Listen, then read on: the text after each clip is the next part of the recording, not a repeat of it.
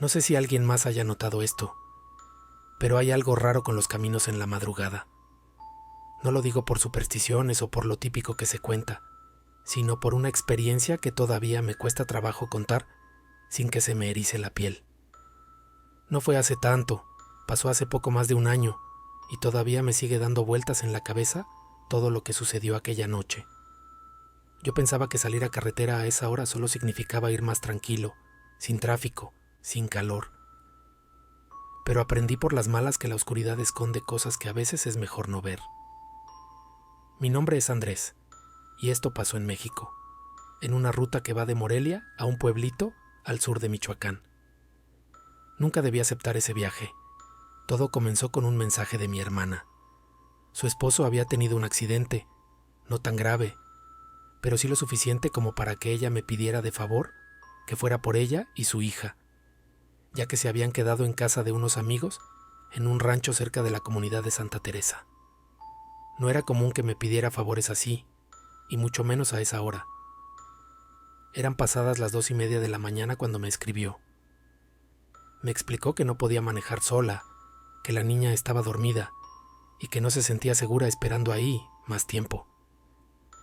Pensé en decirle que esperara al amanecer, pero algo me hizo levantarme de inmediato, como si ya supiera que no podía ignorar ese mensaje. Me vestí rápido, agarré las llaves del coche y salí sin pensarlo mucho. El camino comenzó normal. A esas horas la ciudad parece otra. Todo está en silencio, las calles vacías, las luces parpadean más lento, como si también tuvieran sueño. Tomé la salida rumbo al sur y puse algo de música para mantenerme despierto. Me acuerdo que llevaba una botella de agua y unas galletas en el asiento del copiloto. Lo menciono porque fue lo último que comí esa madrugada y por alguna razón me acuerdo con mucha claridad de cómo sabía esa agua. Era como si mis sentidos estuvieran más atentos de lo normal. Ya que tomé la carretera principal, noté que el ambiente se volvió mucho más pesado. No había neblina, ni lluvia, ni nada que dificultara la visibilidad, pero se sentía algo extraño, como si el aire fuera más denso. Bajé el volumen de la música. Algo en mi estómago me apretaba sin explicación. De pronto, empecé a notar que no venía ni un solo coche, ni de ida ni de regreso. Pensé que era normal, que a esa hora no había mucha gente en carretera, pero es que ni un solo tráiler, ni una patrulla, ni un camión, nada. Pasé por el último retén de la Guardia Nacional, que está cerca de la lagunilla. Me saludaron con la mano y me dejaron pasar sin revisión. Fue lo último que vi antes de que todo comenzara a sentirse mal. Después de eso, el GPS me indicó que debía desviarme por un camino rural, uno que lleva directo al rancho donde estaba mi hermana. Lo conocía bien. Ya había ido una vez, aunque de día. De noche parecía otro lugar. La entrada al camino ni siquiera tenía luz, era solo un poste caído con un letrero viejo y oxidado. Pero el mapa marcaba esa ruta, así que me metí. Avanzando por esa brecha todo se volvió más confuso. Las luces del coche parecían menos potentes, como si apenas iluminaran unos metros frente a mí. A los costados los árboles eran cada vez más altos, con ramas que colgaban hacia el camino, como si quisieran tocar el coche. Bajé un poco la velocidad. No quería arriesgarme a atropellar a algún animal o caer en un bache. Fue entonces cuando lo escuché, un golpe seco, como si algo hubiera caído sobre el techo del coche. Me detuve en seco, apagué la música por completo y me quedé unos segundos en silencio absoluto. Bajé el vidrio y saqué un poco la cabeza, mirando hacia arriba. Nada, ni un solo sonido, ni grillos, ni viento, ni ruidos del motor, solo silencio. Un silencio demasiado perfecto. Apreté los labios y decidí seguir. Tal vez había sido una rama o algún animal pequeño. Pero entonces noté algo que sí me heló la sangre. Mi botella de agua, la que iba en el asiento del copiloto, ya no estaba. Ni las galletas. No se habían caído. Simplemente ya no estaban ahí. Era imposible. No había frenado de golpe, no me había movido brusco. Desaparecieron. Busqué debajo del asiento, en el piso. Incluso giré un poco el retrovisor, pensando que tal vez me había confundido. Pero número, ya no estaban. Y en su lugar había algo que no tenía por qué estar ahí. Una ramita. Como si alguien la hubiera colocado con cuidado, Seguí manejando, pero ahora con el corazón acelerado. Miraba los espejos cada 10 segundos. Me sentía observado. A lo lejos comencé a ver unas luces. Pensé que por fin me encontraría con alguna casa, o un rancho, o que ya estaba cerca del destino. Pero mientras me acercaba, las luces se hacían más pequeñas. No al revés, más pequeñas. Hasta que me di cuenta de que no eran luces. Eran ojos rojos, que parpadeaban en la oscuridad, a unos 10 metros de la brecha. Me pasaron un escalofrío por la espalda. Mantuve la vista al frente, sin frenar, sin mirar más. Pasaron unos minutos que se sintieron como horas. En el camino había marcas extrañas en el suelo, como si arrastraran ramas o garras. No eran huellas normales. No eran de coche, ni de vacas, ni de tractor. Parecían hechas por algo que no quería dejarse ver. Ya no sabía si avanzar más o dar la vuelta. Pero lo que realmente me hizo considerar detenerme fue ver a una mujer parada junto a un árbol. Estaba completamente inmóvil, vestida de blanco con el cabello cubriéndole la cara. No hizo ni un solo movimiento cuando pasé junto a ella. No volteó, no reaccionó a las luces del coche, nada. Solo estaba ahí, como si supiera que yo iba a pasar, como si me estuviera esperando. El camino se volvió más difícil. Ya no era brecha, era pura tierra suelta, piedras, ramas. Pero según el mapa, ya estaba cerca. Faltaban unos 5 o 6 kilómetros. Me obligué a seguir. Mi mente me gritaba que algo no estaba bien, pero ya estaba demasiado adentro. La señal del celular se perdió por completo. Lo supe cuando vi que la hora del coche se congeló en 3:11 de la mañana. Así es, no avanzaba. Estaba pegada en 3:11. Me detuve, apagué el motor, esperé. Volví a encender. Nada. El reloj digital seguía en lo mismo. Sentí que algo me estaba robando el tiempo, que no debía estar ahí, y fue entonces cuando escuché una respiración. Adentro del coche, al principio pensé que era mi propia respiración, acelerada por el miedo, pero número. Esta se sentía distinta. Era más pausada, más profunda, y venía justo detrás de mí. Me paralicé. No quise voltear al retrovisor, ni siquiera quise mover el cuello. Me quedé inmóvil, con las manos sobre el volante, sintiendo cómo cada segundo que pasaba se volvía una eternidad. Cerré los ojos por un instante, esperando que fuera solo mi mente jugándome una mala pasada. Pero cuando los abrí, el espejo retrovisor estaba empañado por dentro, como si alguien hubiera exhalado sobre él. Mi corazón latía tan fuerte que podía escucharlo retumbando en mis oídos. Con la mayor lentitud que pude, giré la cabeza hacia atrás. No había nadie en los asientos traseros, nada. Pero la sensación de que alguien estaba ahí seguía intacta, y lo peor, la respiración aún se escuchaba. Ya no sabía qué hacer. Me aferré al volante con tanta fuerza que sentí los nudillos entumecerse. Pensé en gritar, pero algo en mí me decía que si hacía ruido, lo que fuera que estuviera ahí, iba a reaccionar. Encendí el motor de nuevo y avancé sin mirar atrás. Los ojos rojos que antes estaban a los costados del camino, ahora parecían moverse. Vi destellos rojos en el espejo, en los costados del coche, entre los árboles, más cerca. Sentía que algo me rodeaba. Apreté el acelerador, pero el coche empezó a fallar. El motor rugía raro, como si perdiera fuerza. No tenía sentido. El carro tenía todo en regla, gasolina, batería, todo. Pero ahí estaba, jaloneándose como si algo lo empujara desde atrás. Alcancé a ver un letrero colgado en un árbol. Era una tabla pintada a mano, con letras negras. No te detengas. Sentí que eso fue lo que me salvó, porque un segundo después, un bulto blanco se lanzó desde el costado derecho hacia el coche. Alcancé a esquivarlo apenas girando el volante, sintiendo cómo raspaba el costado. No supe qué era, pero parecía tener forma humana, o casi humana. No me atrevía a mirar, ya no podía frenar, ya no podía pensar, solo avanzaba, por inercia, por instinto, porque sabía que si me detenía no saldría de ahí. Pasé un puente de madera, uno viejo, que crujió debajo de las llantas. El sonido de la madera partiéndose quedó rebotando en mis oídos. Vi un cartel con letras casi borradas. Rancho Los Cántaros. Ya había llegado. Era ahí donde estaba mi hermana. Pero el ambiente no cambió. No se sintió alivio, solo se volvió más oscuro. La entrada al rancho estaba abierta. Me metí. Había una casa vieja con luces tenues encendidas. Bajé del coche sin pensarlo. Grité el nombre de mi hermana. Nada, solo el eco de mi voz. Me acerqué a la puerta. Estaba entreabierta. Entré, esperando verla. Grité otra vez. Silencio. Caminé hacia el interior.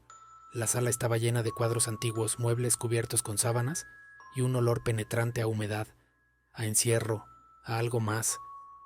Algo que no supe identificar. Fue entonces que la vi, sentada en una esquina del comedor, con la niña dormida en sus piernas. Me acerqué corriendo y la toqué del hombro. Estaba helada. Me miró con unos ojos vacíos como si no me reconociera. Le pregunté qué pasaba, por qué no había salido, si estaba bien. No respondió. Solo dijo una frase que hasta hoy me persigue en sueños. Ya vinieron por él, pero se equivocaron de hora. Le pedí que me explicara. ¿Quién vino? Pero no decía más. Se levantó con la niña en brazos y me dijo que teníamos que irnos, que si esperábamos 5 minutos más no saldríamos de ahí. Caminamos rápido hacia el coche, pero cuando llegamos, las puertas estaban abiertas, las luces interiores encendidas, y en el asiento del conductor había marcas, como si alguien se hubiera sentado ahí. Pero no era solo eso, el asiento estaba completamente mojado, goteando. Subimos sin pensarlo, cerré todo y arranqué. El motor tardó en encender, pero cuando lo hizo la radio comenzó a sonar sola. No la música que había dejado puesta antes, era una especie de canto, una voz femenina, lejana, lenta, como si estuviera llorando una melodía. Mi hermana me gritó que la apagara, pero el botón no respondía. La pantalla del estéreo parpadeaba como si tuviera fallas eléctricas. Lo peor vino después, porque en medio del canto se escuchó una voz más clara, más cercana. ¿Por qué viniste tú, si no eras tú? Frené de golpe. Sentí que me faltaba el aire. Miré a mi hermana. Ella no decía nada, solo cerraba los ojos y abrazaba a su hija. Fue entonces que entendí. Yo no era el que debía ir. Había algo esperando a otra persona, a alguien más. Y al presentarme yo, desordené algo, como si hubiera roto una regla invisible. Un pacto. Volteé al retrovisor. La mujer de blanco estaba otra vez ahí, a unos metros, inmóvil. Pero esta vez no estaba sola. A su alrededor había figuras, personas, o lo que parecían ser personas, de distintas edades, de distintos tamaños, todas con los ojos completamente negros, y todas nos miraban directo, sin moverse, sin parpadear, como si quisieran vernos irnos, o como si esperaran que bajáramos del coche. Aceleré sin pensarlo. El camino de regreso no se parecía en nada al de ida. Era otro, lleno de curvas que no recordaba, señales que nunca había visto, árboles caídos y lo peor, no había salida.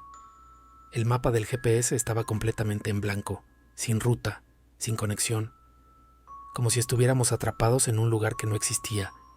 Pasamos por un arco de piedra muy antiguo, con inscripciones en latín.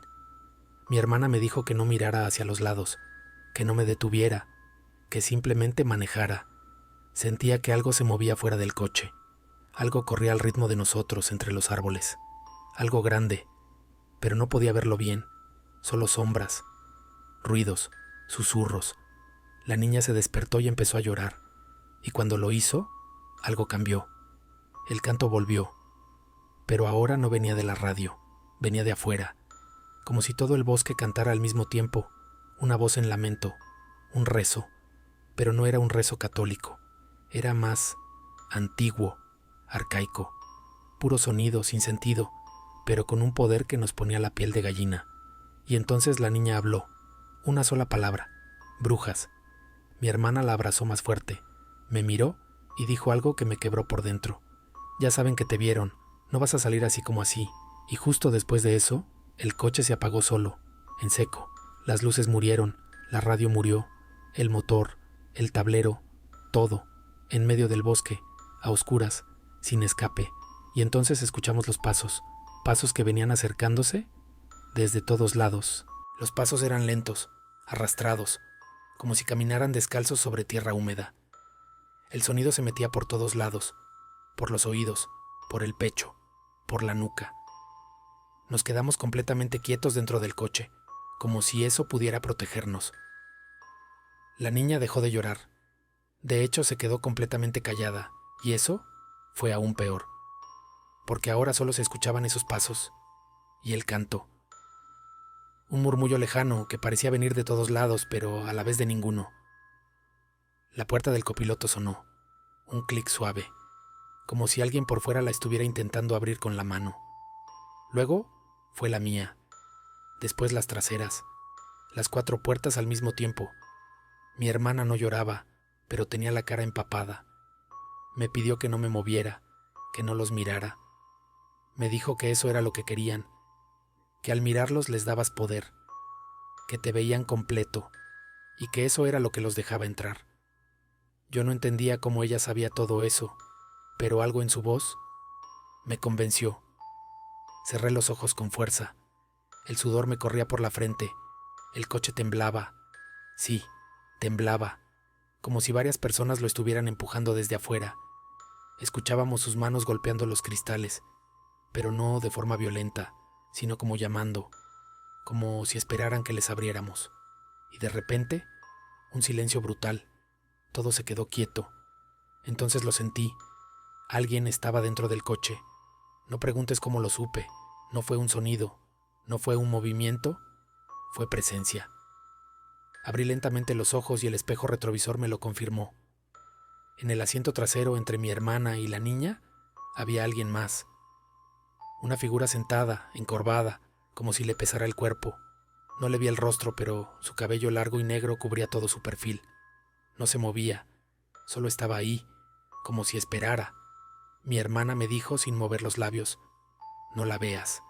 Y de inmediato esa figura susurró, como si hubiera escuchado. Demasiado tarde. No sé cómo logré poner las manos otra vez sobre el volante. El motor seguía muerto, pero cerré los ojos, lo giré con todas mis fuerzas y encendió. No me preguntes cómo. Simplemente rugió con fuerza, como si hubiera despertado de un coma.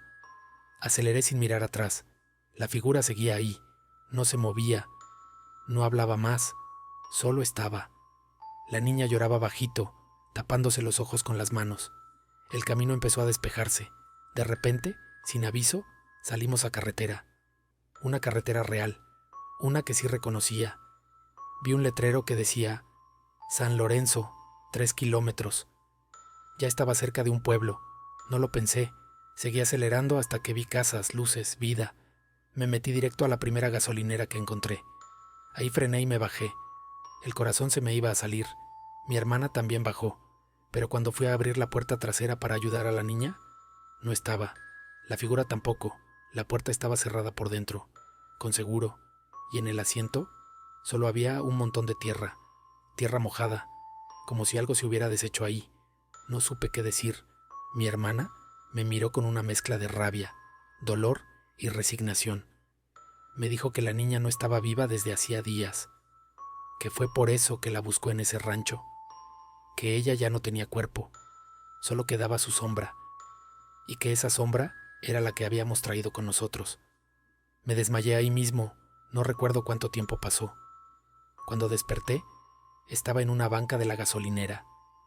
Un hombre, el encargado del lugar, me dijo que me encontró solo en el coche, que estaba gritando, que no había nadie más conmigo.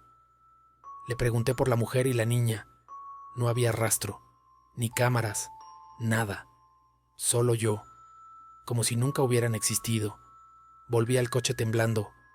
El asiento trasero estaba limpio, sin tierra, sin rastros. Pero el espejo retrovisor tenía una marca, unas palabras escritas con algo que parecía barro seco. Tú viniste, ahora tú debes regresar. Durante semanas soñé con eso, con el rostro de esa figura que no vi, pero que sé cómo era. Tenía la cara partida como de barro cuarteado y los ojos negros sin fondo. Empecé a investigar todo lo que podía sobre ese camino, sobre el rancho, sobre lo que pasaba a las 3 de la mañana. Encontré foros, gente que hablaba en voz baja, historias de otras personas que fueron citadas a esa hora, a ese lugar. y no volvieron. Dicen que a las 3 de la mañana el velo es más delgado, que el tiempo se dobla, que si vas por caminos desconocidos en esa hora maldita, entras en otros tratos, en acuerdos que no entiendes, y si interrumpes uno de esos acuerdos, lo pagas con otra cosa, como si alguien más tomara nota, como si hubieras roto una regla cósmica. Hoy no puedo dormir tranquilo, porque cada noche a las 3 de la mañana, la radio de mi cuarto se enciende sola. Siempre suena el mismo canto, la misma voz, y una vez, al final, la misma frase. No era tu hora, pero ahora ya tienes la tuya. No hay forma de escapar. No cuando ellos ya te vieron.